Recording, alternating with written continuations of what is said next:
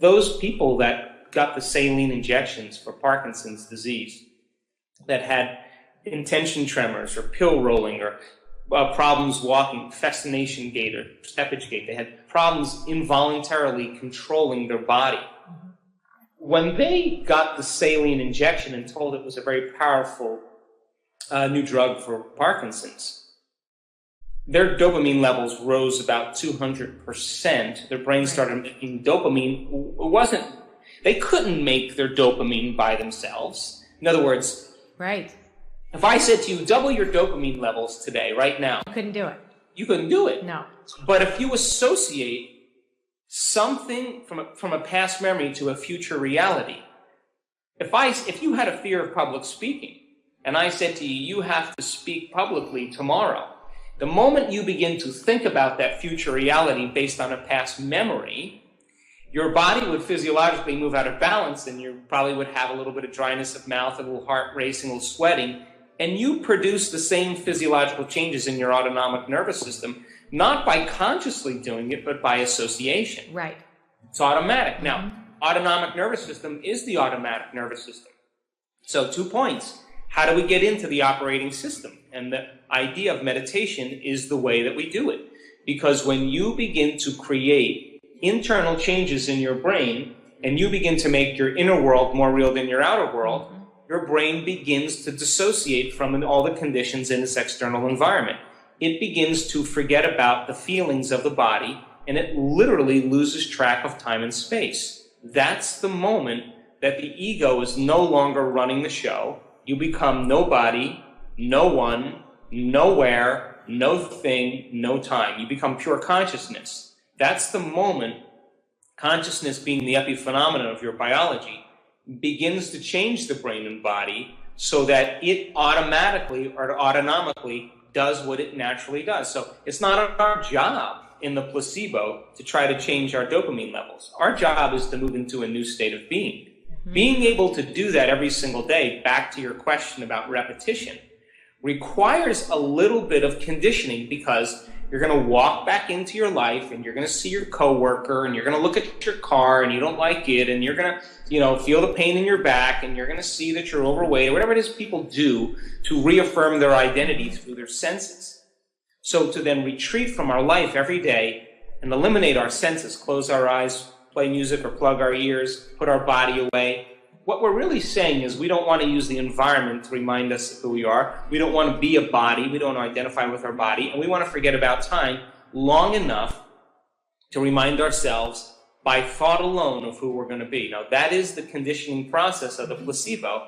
And it turns out the people that had changes in Parkinson's disease in our workshops, where their intention tremors went away, they didn't put their faith in a sugar pill or a saline injection. They put their belief in themselves and into a field of possibilities, or traumatic brain injuries or whatever.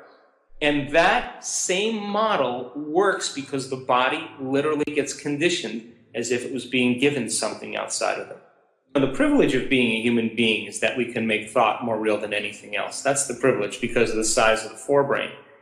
That's the architect, that's the designer, that's the CEO, that's the symphony leader. So the fact that we can make thought more real than anything else, and in that moment, you're in that environment, and all of your attention and intention is consumed in that inner world, then that conditioning process, if there's an emotional quotient to it. Now, the emotional quotient is important because that's when you notice a change in your physiology. So you go from neurotransmitters in your brain to neuropeptides in your limbic brain to signaling hormones and, thousands of different, chemical reactions in your body. If you're able to create a shift in your emotional state as a result of the picture that you're seeing in your mind, now you're beginning the conditioning process. So if you can make the thought the experience in your mind, and you can put intention behind that, well, now you're going to begin to see the effects in your biology. So you begin to create the placebo response. Now, let's go back to the idea of meaning, because meaning is an essential element in your interpretation of what's taking place. So if you're embracing your life from the same level of mind every single day, then you as the quantum observer are assigning meaning to the same reality and putting your intention behind it. And of course, because of free will in the quantum model, it basically says that you're reaffirming your life to be exactly the same. Remember, there is a way through every block, and that way is your spiritual practice. Keep watching our video and you'll stop fearing life. You'll clear away blocks and start to truly enjoy the miracle that you are. If you feel like your future has already happened, you stop looking for it. You're no longer waiting and wondering when it's going to happen or how it's going to happen. You feel like it's already happened. So now you take your foot off the gas, and you're no longer trying to predict or control or expect how it's going to happen. You're connected emotionally to your future. Well, the antithesis is also true. The stronger the emotion you feel for some betrayal, some shock, some trauma, the more altered you feel inside of you, the more you narrow your focus on the outer environment, and the brain takes a snapshot, and that's called a memory.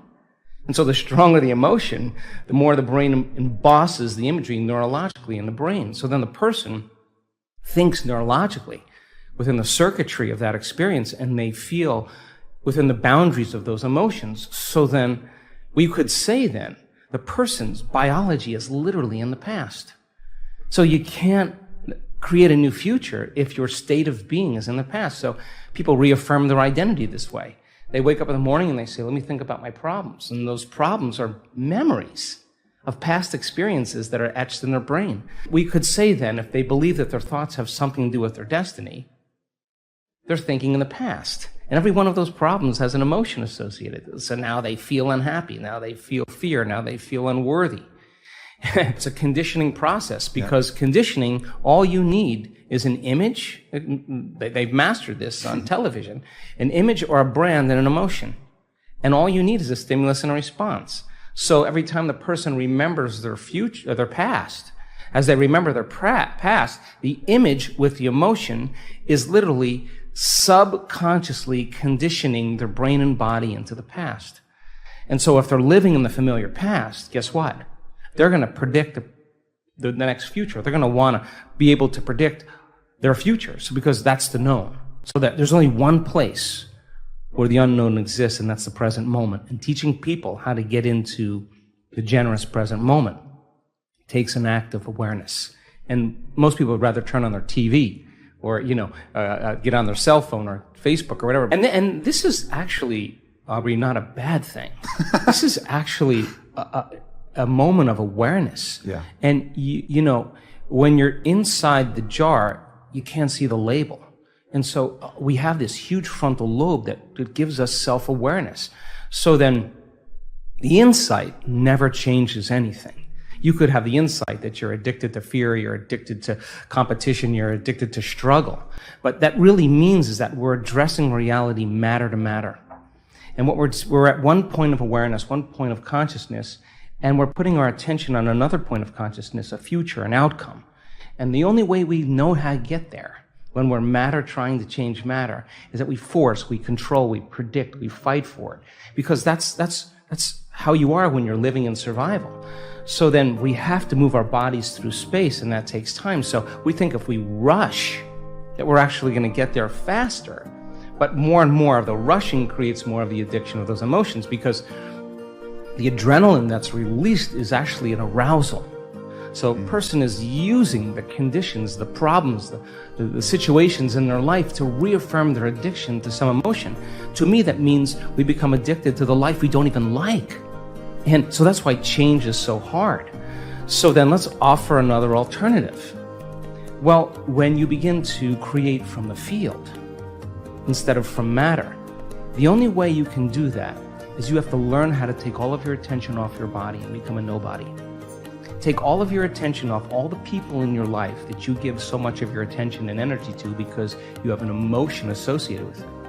And get beyond all the people in your life and go from a someone to a no one.